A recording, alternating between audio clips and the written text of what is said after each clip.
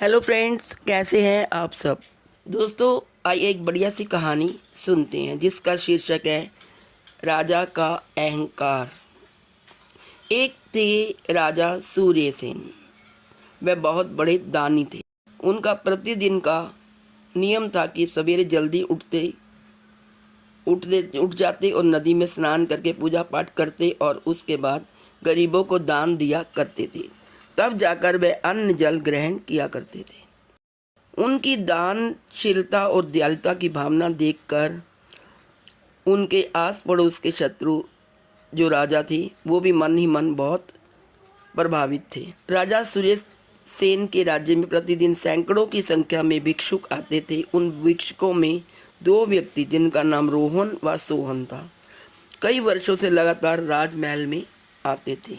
अब तो राजा उनके नाम भी पहचानने लगे थे। वे दोनों बहुत ईमानदार थे, अर्थात जितना एक दिन के लिए पर्याप्त होता उतना ही दान लिया करते। कई बार राजा ने उनको अधिक दान देने का प्रयास भी किया, किंतु वे दोनों सिर्फ उतना ही दान स्वीकार करते जिससे उनके 2 वक्त का खाना मिल जाए। दोनों में एक विशेष बात यह थी कि दान लेने के बाद रोहन तो राजा का धन्यवाद करता, किंतु सोहन हमेशा ईश्वर का धन्यवाद करता। राजा को लगता कि दान तो मैं देता हूँ, लेकिन सोहन ने कभी मुझे धन्यवाद नहीं किया, बल्कि हर बार यही कहता है कि ईश्वर का धन्यवाद।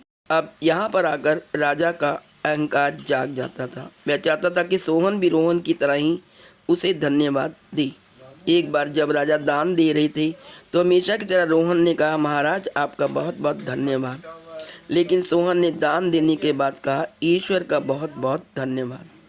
उस दिन राजा ने सभी भिक्षुकों को तो जाने दिया, किंतु दोनों को राजमहल में रुकने का आदेश दिया। राजा ने पहले रोहन को अपने बाग में भेजा। रोहन बड़ा खुश हुआ कि राजा ने मुझे अपने बाग में जाने का अवसर दिया।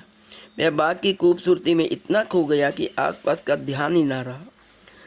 और बाग में राजा ने धन से भरी एक पोटली रखी थी जिसकी ओर उसका ध्यान ही नहीं गया। अब वह वापस आ गया। राजा ने पूछा कि क्या तुम्हें वहाँ कुछ मिला? रोहन बोला, नहीं महाराज, मुझे तो कुछ भी नहीं मिला, लेकिन बाग बहुत सुंदर था। अब राजा ने सोहन को वहाँ भेजा। वहाँ मन ही मन ईश्वर को धन्यवाद देता हुआ बाग में घूम रहा था कि उन्होंने उसे ये अवसर दिया कि आज राजा के बाग में घूमने का मौका मिला। वह बड़ा सतर्क होकर वहाँ चल रहा था, तभी उसकी नज़र इस पोटली पर पड़ी। इस पर रोहन की नज़र नहीं पड़ी थी। वह वापस आया और राजा को वह धन से भरी पोटली राजा को दे दी। अगले दिन राजा ने रोहन को एक बड़ा सा कटहल दिया और सोहन को मात्र कुछ रुपए दे दिए। सोहन ने हमेशा की तरह ही ईश्वर को धन्यवाद दिया। अब रोहन बेमन से उस कटहल को लेकर चल दिया और सोचने लगा कि राजा ने आखिर ये क्या किया है आज। उसने बाजार जाकर वह कटहल सब्जी वाले को बेच दिया। सोहन ने उन रुपयों का कटहल उस सब्जी वाले से खरीदा और संयोग से ये वही था जिसे रोहन ने बेचा था। घर जाकर जब उसने वह काटा तो उसकी आंखें खुली की खुली रह गई। उस कटहल में से सोने की कुछ अशर्फियाँ निकली। अगले दिन भिक्षा के लिए अकेला रोहन ही राजमहल में पहुंचा तो राजा ने उससे सोहन के बारे में पूछा। रोहन ने राजा से बताया कि वह अब नहीं आएगा, उसे कहीं से सोने की अशर्फियाँ मिल गई हैं। अब वह एक अमीर आदमी बन चुका है। राजा ने अपना माथा पकड़ लिया। राजा ने सोचा था कि मैंने इतना प्रयास किया कि रोहन दान के लिए हमेशा मुझे ही धन्यवाद देता है, इसकी मदद की जाए, लेकिन इसके भाग्य में धन था ही नहीं।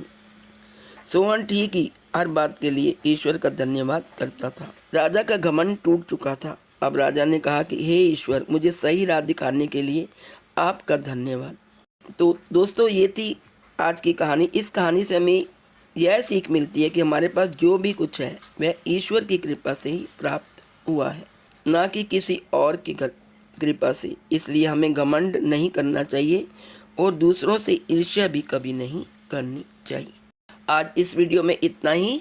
यदि आपको वीडियो पसंद आए, ये स्टोरी पसंद आए, तो प्लीज़ इसे लाइक करिए और फ्रेंड्स में शेयर करिए, तथा यदि आप चैनल पर नए हैं तो चैनल को सब्सक्राइब करना ना भूलें। साथ ही बेल का आइकन भी प्रेस कर दें ताकि मेरी नई आने वाली अपलोड वीडियो की नोटिफिकेशन सबसे पहले आपको मिल सके।